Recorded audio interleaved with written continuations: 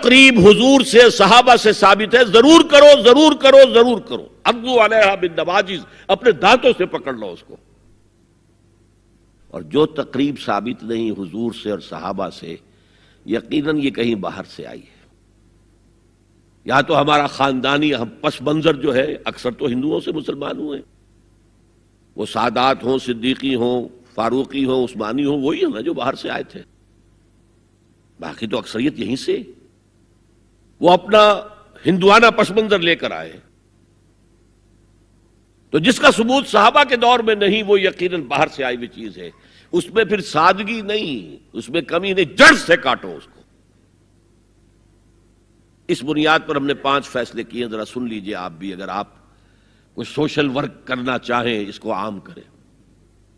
Number 1، نکاح مسجد میں.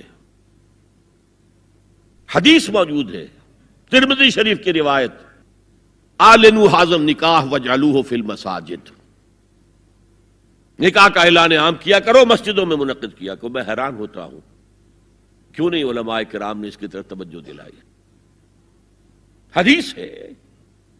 ہاں میں مانتا ہوں ان کا کہنا یہ ہے کہ یہ یہاں جو امر ہے کہ مسجد میں منعقد کرو، یہ امر وجوب کے لیے نہیں ہے، استحباب کے لیے. مستحب ہے یہ کہ مسجد میں، تو بھائی مستحب کیوں چھوڑ رہے ہو تم؟ وہ اس لیے چھوڑنا پڑتا ہے، مولوی بیچارے کی حیثیت ہے ہی نہیں معاشرے میں کہ وہ کہے جناب یہاں آئیے میرے پاس، میں نہیں آؤں گا آپ کے گھر نکاح پڑھانے کے لیے. وہ اپنا رجسٹر بغل میں دبائے بیٹھا سوکھتا رہتا ہے. وہ تو آنی تھی بارات عصر کے وقت، مغرب بھی جا رہی ہے، آئی نہیں، وہ بیٹھا غریب. پہلے 20-30 روپے ملتے تھے، اب 200 300 400 ملتے ہیں، اور کیا ہے.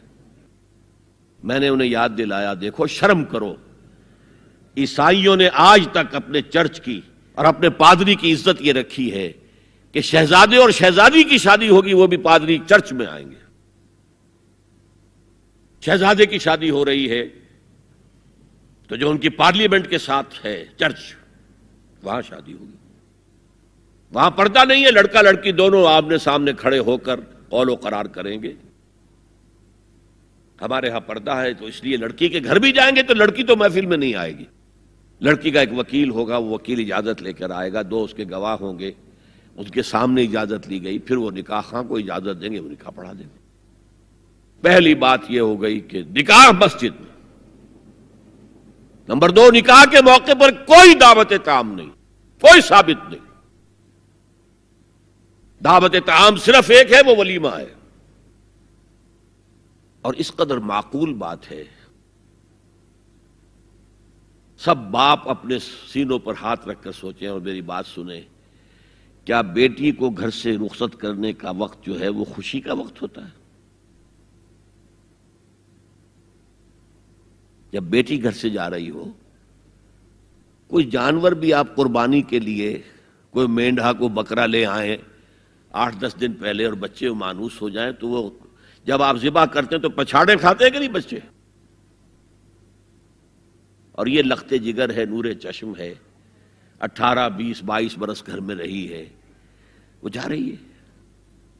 خوشی نہیں ہے وہاں، صرف یہ ہوتا ہے اے سائی آف ریلیف کہ ایک ذمہ داری کا بوجھ تھا، اللہ نے آج پورا کرا دیا، اتروا دیا بوجھ.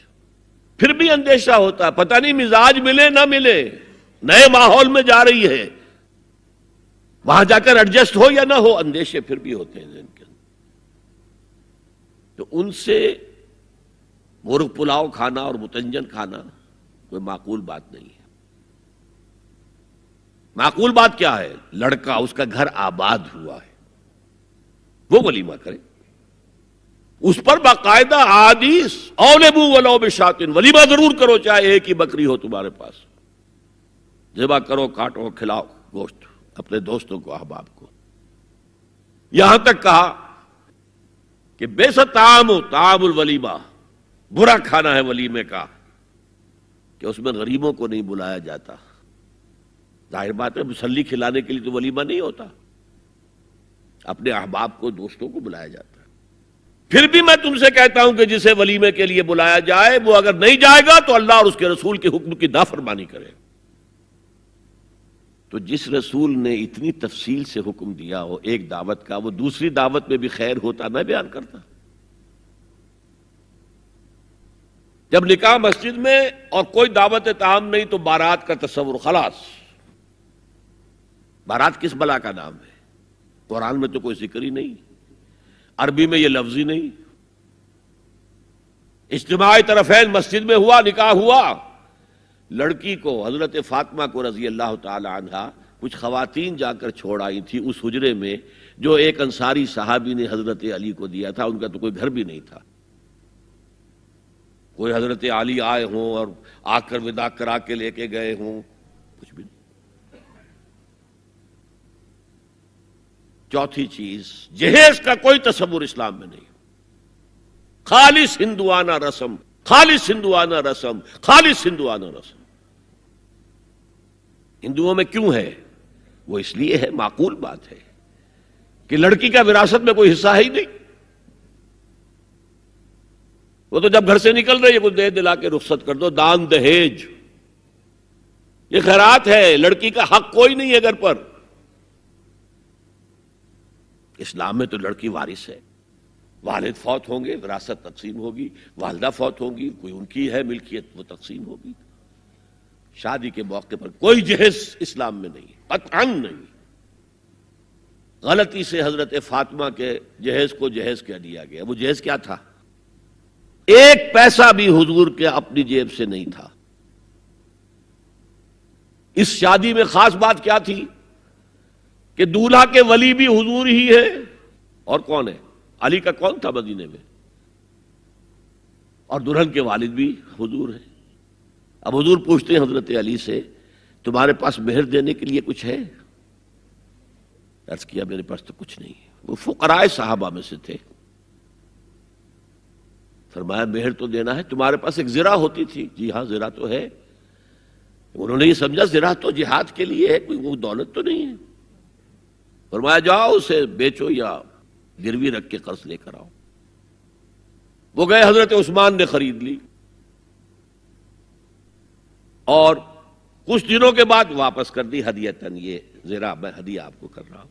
اس وقت اگر کہتے چھوڑو علی، کہاں تو لو میں پیسے دے دیتا ہوں تمہیں، تو ان کی طبیعت پر بار ہوتا. اس پیسے سے حضور نے کچھ پیسے گھر بھیجے اندر، دلہن کو ذرا تیار کر دو. اور کچھ پیسوں سے وہ ایک گدا جس میں کھجور کی کھال بھری ہوئی تھی، اور 2 تکیے جس میں کھجور کی کھال بھری ہوئی تھی، ایک مشکیزہ، کنویں سے پانی تو لانا ہی ہے نا، ایک چکی، جو ہو یا گیہوں ہو پیسنا تو ہے نا، کوئی 1-2 برتن اور. اللہ اللہ خیر صلی اللہ. یہ تھا جسے جہیز کہتے ہیں، جس میں ایک پیسہ بھی حضور کا شامل نہیں ہے. وہ حضرت فاطمہ کا مہر تھا جسے بنایا گیا. ورنہ مدینے ہی میں دوسری آپ کی صاحبزادی کا نکاح حضرت عثمان سے بھی ہوا. کہیں ذکر ہے جہیز کا؟ حضرت عثمان کا گھر بھرا ہوا، ہر چیزیں موجود، وہاں تو کسی جہیز کا تذکرہ نہیں. بہرحال یہ شادی کو آسان کرو، زنا کو مشکل بناؤ. یہاں شادی کے لیے 9 من تیل ہوگا تو رادھا ناچے گی. ورنہ یہ کہ بڑی ہو رہی ہے، عمر ہو رہی ہے، سب کچھ ہو رہا ہے، لیکن کچھ تقاضے تو ہے نا، آخر کچھ تو کرنا ہوتا ہے نا. آخر کچھ نہ کچھ لوگوں کو تو کھانا کھلانا ہی ہوتا ہے نا. بارات تو آخر آئے گی ہی نا، کچھ نہ کچھ تو دینا ہی ہوگا. کچھ جوڑے کپڑے، کچھ. یہ اسلام کا فلسفہ جو میں نے 4-5 باتیں آپ کو بتا، فلسفہ یہ ہے کہ لڑکی کے باپ پر ایک پیسے کا بوجھ نہیں. اس نے لڑکی پال پوس کے تمہارے حوالے کر دیا، اب اور کیا چاہتے ہو تم؟ سارا مرد آزماں، مرد آفرین، مرد کو چیلنج دیا ہے، تم مرد ہو، مہر تم دو گے. اور سب سے بڑھ کر کیا ہو رہا ہے آج کل بھی ہوتا ہے، وہ ہمارے ایک کچھ کام ہوتے ہیں اسلامی، وہ بھی ہے، کچھ وہی ہندوانہ پس منظر. نکاح کی محفل میں چھوارے کون لے کے آتا ہے؟ جی لڑکے والے. اور پلاؤ کن سے کھاتے ہیں؟ بھائی جس کو تمہیں مرغ پلاؤ کھلا رہا ہے وہ چھوارے نہیں بانٹ سکتا تھا؟ یہ ہے اسلام اور غیر اسلام کا امتزاج. چھوارے لڑکے والے لے کر آئیں گے. اور پھر دعوت اڑائیں گے لڑکی والوں کی طرف سے. هي الحلقات تحفظني بآيات من القرآن، هي الحلقات تملأني بحب المصطفى العدنان، هي الحلقات تحفظني